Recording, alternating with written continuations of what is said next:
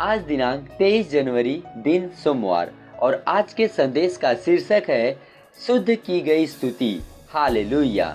आरंभिक वचन लिया गया है दूसरा इतिहास के 20वें अध्याय 21 वचन से और यह कहता है, तब उसने प्रजा के साथ सम्मति करके कितनों को ठहराया जो कि पवित्रता से शोभायमान होकर हथियारबंदों के आगे आगे चलते हुए यहोवा के गीत गाएं और यह कहते हुए उसकी स्तुति करें, यहोवा का धन्यवाद करो क्योंकि उसकी करुणा सदा की है।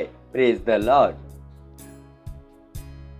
पहला पतरस का 2 अध्याय 9 वचन कहता है, पर तुम चुना हुआ वंश और राजसी याजक और पवित्र लोग और परमेश्वर की निज प्रजा हो, इसलिए कि जिसने तुम्हें अंधकार में से अपनी अद्भुत ज्योति में बुलाया है उसके गुण प्रकट करो। हालेलुया।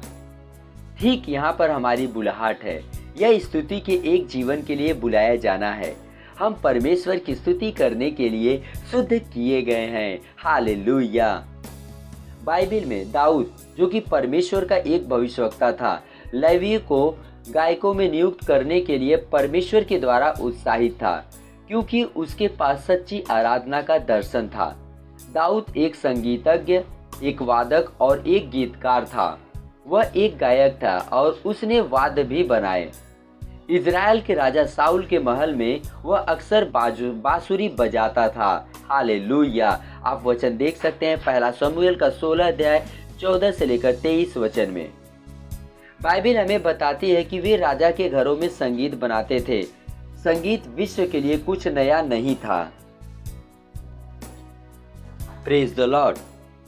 लेकिन परमेश्वर के लिए संगीत अलग था।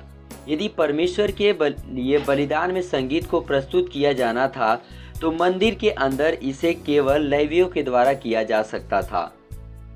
आप वचन देख सकते हैं पहला इतिहास का 16 अध्याय 4 वचन। इसके अतिरिक्त हमारी स्तुति शत्रु के विरुद्ध एक हथियार है। याद करो कि यहोशापात के साथ क्या हुआ। यहूदा के विरुद्ध 3 शत्रु देश एक साथ आ गए थे, लेकिन यहोशापात ने लोगों को संगठित किया और गायकों को सेना के आगे रखा।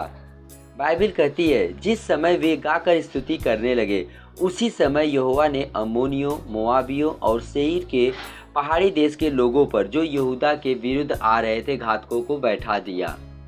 यह युद्ध की गई स्तुति की सामर्थ है। यह शुद्ध की गई स्तुति की सामर्थ है। Praise the Lord. ऐसी लड़ाइयाँ हैं जिन्हें आप स्तुति के साथ जीतते हैं। प्रेरितों के काम 16 अध्याय 25 से लेकर 26 वचन पढ़ो और देखो कि कैसे पौलुस और सिलास उनके बंदी बनाने वालों के द्वारा दैवीय रूप से छुड़ाए गए। जैसे ही उन्होंने परमेश्वर की स्तुति की, नए नियम में हम खतना किए हुए हैं जो कि आत्मा में परमेश्वर की आराधना करते हैं, यीशु मसीह में आनंद मनाते हैं और शरीर में भरोसा नहीं रखते हैं। फिलिपियों का 3 अध्याय 3 वचन। उसकी सच्ची आराधना करने के लिए उसने हमें शुद्ध किया है। यही कारण है कि हम आत्मा में और सच्चाई में उसकी आराधना कर सकते हैं। अक्सर हमारी प्रेज नाइट सभाएं होती हैं जहां पर एक ग्लोबल दर्शक के रूप में हम परमेश्वर के लिए आराधना और स्तुति में अपने हृदयों को उड़ेलते हैं, उसके प्रेम, भलाई, अनुग्रह और अद्भुत कार्यों के लिए।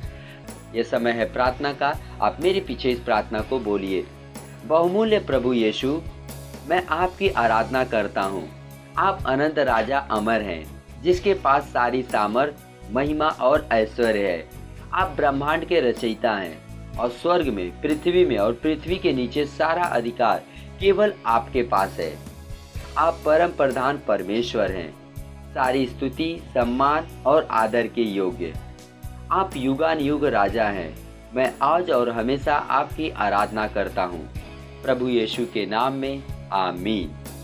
अतिरिक्त अध्ययन के लिए हमारे पास है दूसरा इतिहास का 20 अध्याय 21 और 22 वचन, प्रेरितों के काम 16 अध्याय 25 और 26 वचन। अगर आप एक वर्षीय बाइबल अध्ययन योजना का पालन कर रहे हैं तो पढ़िए मत्ती का 15 अध्याय 29 वचन से लेकर और 16 अध्याय 1 से लेकर 12 वचन और निर्गमन का 3 से लेकर 5 अध्याय।